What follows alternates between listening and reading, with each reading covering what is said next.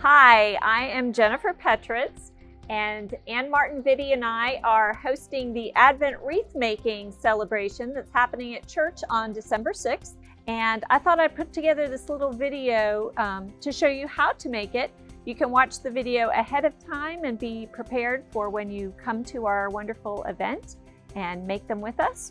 Or you can take your kit home and do it as a home project with your family. Either way, it's a lot of fun.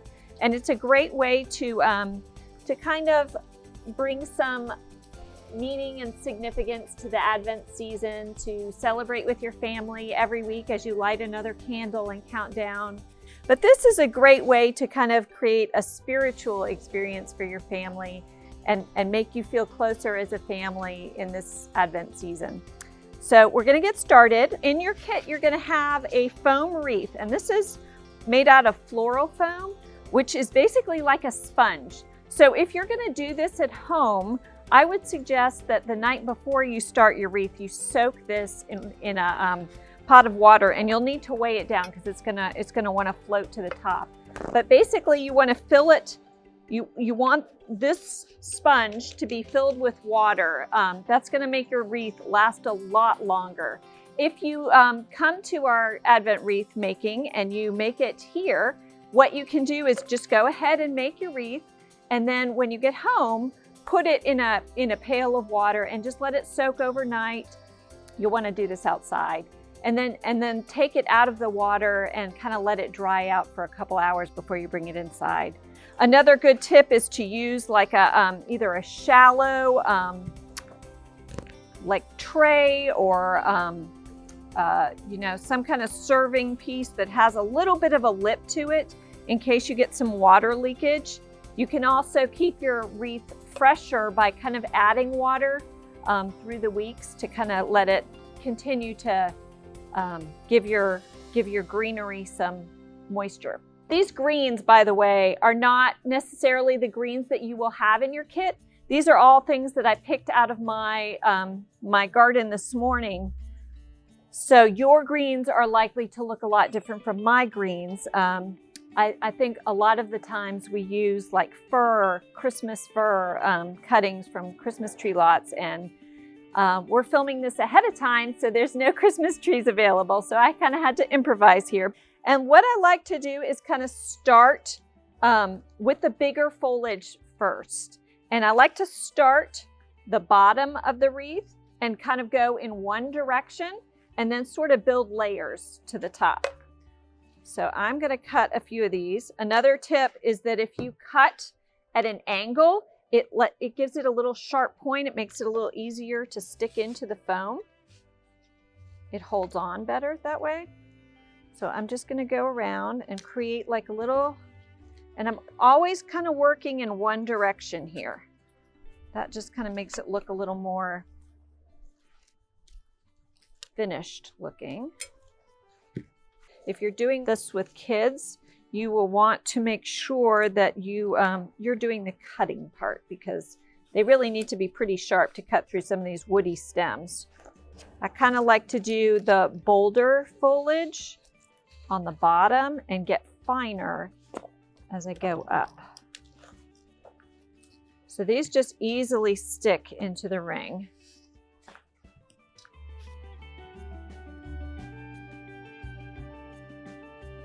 So I'm just kind of going around, and now I've got kind of like a nice base. I don't know if you can see that.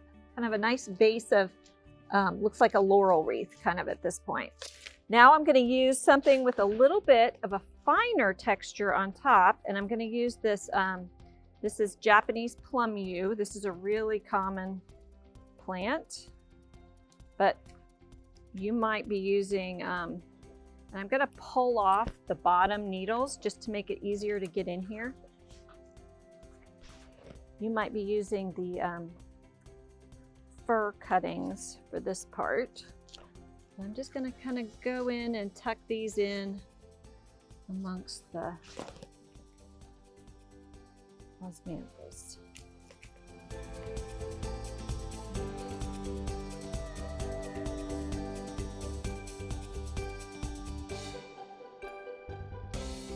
And I'm not doing anything to the center of it yet. Just concentrating on the outside edge. Working always in one direction as I go. Okay, so that's the next layer, and you can kind of see how that looks. And now I'm about ready to start putting in the top and filling in the center a little bit. And for this, I'm going to use something with even finer texture. So like I have right here, these are some boxwoods that I trimmed.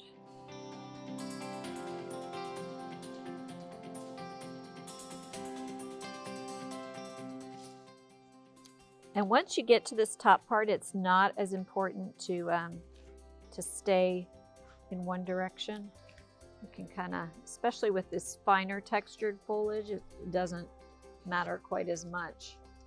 And remember, you want to have some room on the top to put in your candles. So the goal here is to not see any of the foam wreath. That's kind of what you're aiming for. And I'm really not putting too much towards the center because for mine, I like to add a 5th candle in there on Christmas Eve, the Christ candle. I usually put just a white candle in the center, so I want to leave a little space for that. So you can get as crazy and detailed with this as you want. But sometimes simple is better. So this is kind of where it's at right now.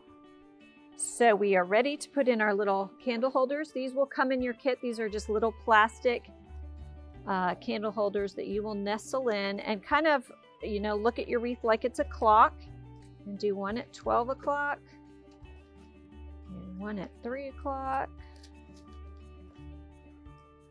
You want to get these in very firmly because your candles are tall. So there we go. One at all like that. A little trick that I have used before is the Stickum. This is a little candle putty, and you just put like a little pea-sized drop of this in the bottom of your candle holders, and it will keep your candles from tipping over, which is a really good thing. So you have 4 candles in your kit, 3 purple and 1 pink. That's pretty much it. And then if you want to, when you get it home, or you know, as maybe some of your greenery fades or gets a little dried out, you might want to add in some other things. Holly berries, or this is actually arbutus strawberry tree. You can add little fun things. I always have a stash of like I'm kind of a nature girl, so I always have a stash of tiny little pine cones and seed pods and lichen. Lichen is one of my favorite things to add in. Just gives it kind of a little bit of a naturey look. You definitely want to do this after you've soaked your foam, and you can just place them on there. You don't even have to stick them in. They can just stay there. But so you'll light 1 candle every Sunday till Christmas, and that's pretty much it. So there's your how-to on how to make an Advent wreath.